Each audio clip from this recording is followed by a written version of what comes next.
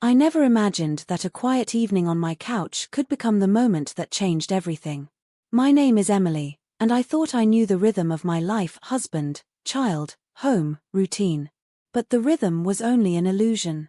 Andrew, my husband of 12 years, had always been kind, dependable, and steady, but somewhere along the way, the spark between us had dimmed. Our conversations had grown polite, our silences comfortable, and yet, I felt an undercurrent of distance I couldn't ignore. Noah, our 8-year-old son, was the heartbeat of our household. Bright, mischievous, and endlessly curious, he had a way of drawing all the light into his orbit. That evening, he sprawled across the couch beside me, his small fingers tapping furiously on his tablet while he narrated his imaginary superhero adventures. I smiled at him, feeling the warmth of his presence, but a quiet ache tugged at the edges of my contentment. I couldn't name it yet, but I sensed the cracks in our carefully built life. The living room around us was familiar and comforting, the soft glow of the lamp casting gentle shadows across the walls, the scent of vanilla from the candle flickering on the mantel, the slightly worn cushions of the couch that had borne years of laughter and tears. It was a space that had always felt safe, yet on that night, it seemed to hum with an unspoken tension, as if it knew something I did not. Then my phone buzzed. At first, I thought it was just another routine notification. But when I saw the sender and the words flashing on the screen, my chest tightened. The message was brief, almost casual, but it carried a weight that made the air in the room feel suddenly thin. A name I hadn't thought about in years, a secret I thought was buried forever, and a truth that threatened to unravel everything I had built. Andrew entered the room a few moments later, the smell of his cologne and the subtle stiffness in his posture signaling the end of his long workday. He sank onto the armchair opposite me, unaware of the storm brewing in my mind. I glanced at him, my heart pounding, and realized that the comfortable life I had clung to was about to be tested. The silence between us was no longer peaceful, it was loaded, charged with questions we hadn't dared to ask and truths we had both been avoiding. That evening, the living room, the couch, the soft light, the ordinary domesticity became the stage for confrontation and revelation. And as I stared at the message on my phone, I felt a shiver of anticipation, fear, and, strangely, relief. Because sometimes, the moments that shake you awake are exactly what you need to see clearly, to feel deeply, and to confront the truths you've been avoiding. It all began there, on that couch, in that quiet living room, with Noah laughing beside me, unaware of the turbulence that had quietly entered our lives. And I knew, even then, that nothing would ever be the same again. The days that followed the message were a haze of confusion, doubt, and quiet observation. I kept replaying those few words over and over, analyzing every nuance, every implied meaning, and every question they raised. Who had sent it, and why now? What did it reveal about Andrew, or about me? And most disturbingly, how had I missed the signs that something beneath the surface of our marriage had shifted? Andrew had always been a man of routine, careful and predictable. His kindness had been steady, though sometimes distant, and his love, while unwavering in action, had become muted in expression. We were partners in the daily grind, making lunches, driving to soccer practice, sharing the occasional dinner conversation. But in the quiet moments, the ones that stretched between bedtime stories and school drop-offs, there had been a subtle emptiness, a space neither of us dared to fill. I had blamed fatigue, responsibilities, life itself, without realizing that life's routines had slowly replaced intimacy with habit. Noah, of course, remained blissfully unaware. His laughter and energy filled the house like sunlight spilling across the floor. Yet even in his innocence, I noticed subtle cues, the way he sometimes hesitated before asking a question about his father, the fleeting look of curiosity or concern in his eyes. Children have an instinct for sensing tension, and Noah's bright gaze occasionally held a shadow of confusion I couldn't explain. I wondered if he noticed the quiet storm building between us, the invisible fracture lines stretching across our family. I began to observe Andrew more closely, searching for patterns I had overlooked. He was attentive, certainly, but there were moments when his gaze flickered away, a hesitation in his tone, a subtle defensiveness I had never seen before. The message I had received didn't just reveal a secret, it illuminated a truth I had been avoiding, that our marriage, which I had always believed to be solid, was fragile, susceptible to cracks I had refused to acknowledge. That night, I sat alone on the couch, wrapped in a blanket, and let my thoughts drift. The familiar scent of the living room, the mix of candle wax, coffee, and faint cologne, was both comforting and confining. I thought about the life I had built, the promises we had made, and the love that had always felt steadfast yet silent. I realized that the conflict wasn't just about a message, or even about Andrew's actions. It was about the spaces we had neglected, the intimacy we had allowed to slip away, and the unspoken truths we had kept from each other in the name of stability.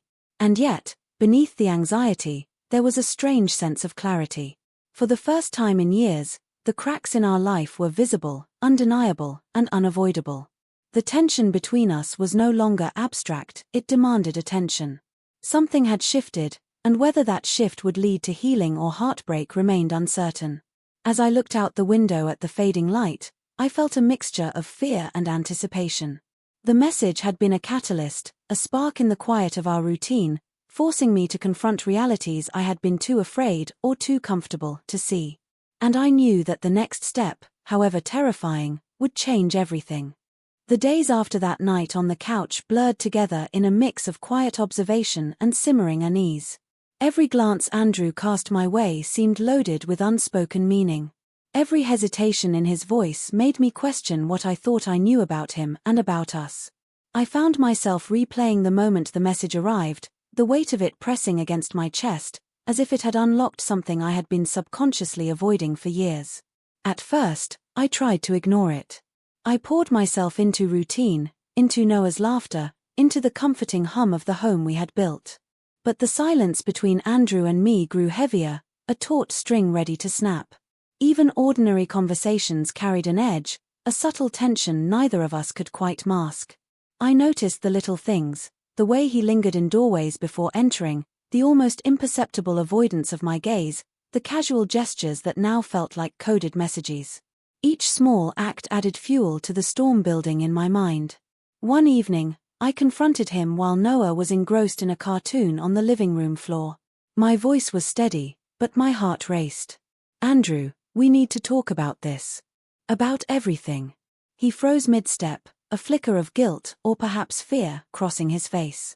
He nodded slowly and sank into the armchair opposite me, avoiding my eyes. The words I had rehearsed so many times seemed to vanish the moment I opened my mouth. The conversation that followed was tense, raw, and painstakingly honest. Andrew admitted lapses I hadn't anticipated, confessions that pricked at the edges of my heart and left me reeling. He spoke of moments of doubt, of temptations he had not acted upon, and of the emptiness he had felt without even realizing it. Listening to him, I felt a mixture of anger, sorrow, and something I hadn't expected, empathy. Beneath his mistakes, I saw the man I had married, the man I still loved, though he had faltered. Even as he spoke, my mind flickered to Noah. How could I protect him while grappling with my own tumultuous emotions? How could I reconcile love with betrayal, stability with uncertainty? The tension wasn't just between Andrew and me, it extended to every corner of our home, every familiar space that had once felt safe. The couch, the walls, the faint scent of candle wax all had become witnesses to a fragile balance on the verge of collapse. By the time our conversation ended, the room felt charged, heavy yet strangely alive.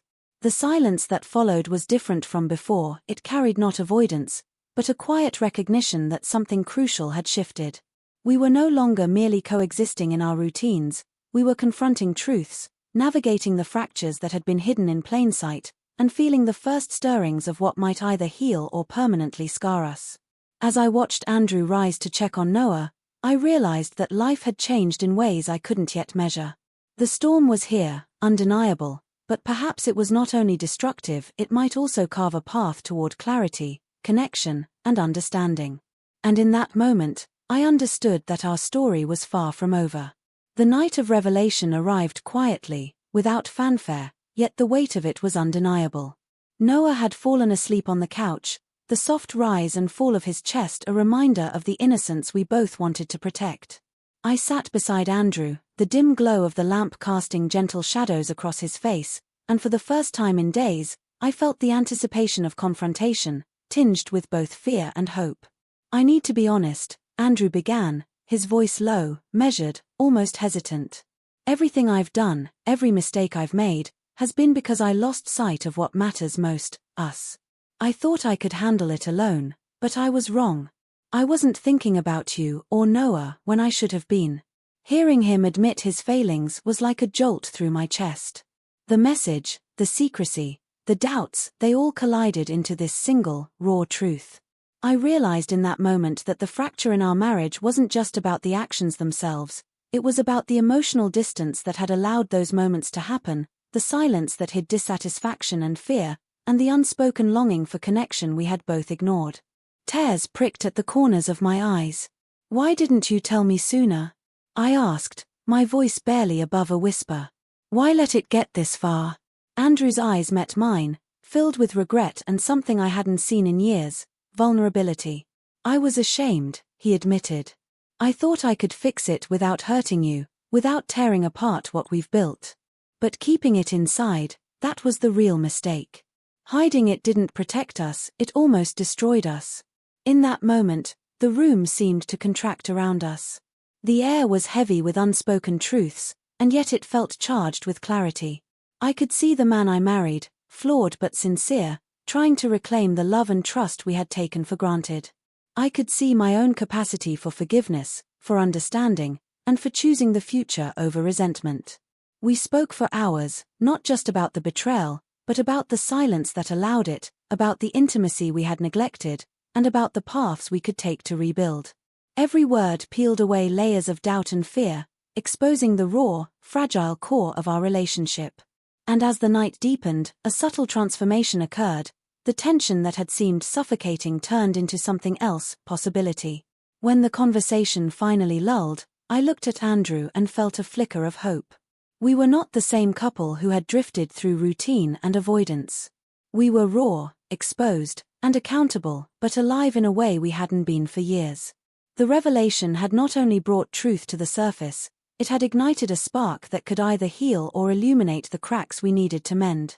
And as I glanced at Noah sleeping peacefully, I understood the depth of what had just occurred. Our family had faced its most fragile hour, and yet, for the first time in a long time, there was a chance for real connection, honesty, and the slow rebuilding of trust. The weeks that followed were quiet but transformative. Our home, once heavy with unspoken tension, began to feel different, lighter, yet layered with the understanding of what had almost been lost. Conversations that had once been routine became deliberate, intentional, and real. Andrew and I navigated this new terrain cautiously, each step a negotiation between vulnerability and trust, but with an undercurrent of hope that neither of us had felt for years. Noah remained blissfully unaware of the complexities unfolding around him, yet his laughter now seemed to carry an extra warmth, as if sensing the subtle shift in the energy of our home. I watched him play in the living room one evening, the sunlight falling across his hair, and felt an overwhelming sense of gratitude. This, the family we had fought to protect, was worth every difficult conversation, every uncomfortable truth, and every tear shed in the quiet moments alone. Andrew and I made small, conscious changes. We lingered over breakfast instead of rushing out the door. We shared thoughts before bed instead of retreating to our phones. We held hands in the car while driving, a simple gesture that had somehow become extraordinary again. It wasn't a sudden fix, it was a gradual weaving of presence, honesty, and care into the fabric of our everyday life. I discovered something profound about forgiveness, not that it erased pain, but that it allowed space for growth. I learned that love isn't only in grand declarations or flawless moments, it's in the quiet acknowledgement of flaws, the commitment to face them, and the willingness to rebuild together. Andrew's honesty and vulnerability became the catalyst for a deeper connection, one that had been dormant beneath the surface for years. Sitting on our couch one evening, Noah asleep beside us, I reflected on how much had changed in such a short time. What had started as a message ominous, heavy, and threatening had forced a confrontation with truths I had long avoided. It had exposed the cracks, yes, but it had also illuminated what had endured, our shared love, our commitment, and the possibility of renewal. Life is rarely linear. It doesn't offer guarantees, and it certainly doesn't arrive neatly packaged. But sometimes, the moments that shake you awake are the ones that matter most. What began as fear and uncertainty had become clarity. The couch, the living room, the ordinary spaces of our home all had transformed into places of reckoning, of honesty, and of fragile, beautiful hope. I realized that what I had needed most wasn't perfection or a life free of pain, it was truth, presence, and the courage to confront what was hidden. And as I watched Andrew gently smooth Noah's hair, the golden light from the lamp casting a quiet halo over our family, I understood. Beginnings often emerge from endings, and love, messy, complicated, and human, can survive if it is met with honesty, empathy, and effort. Sometimes, all it takes is a moment on a couch to remind you of what truly matters.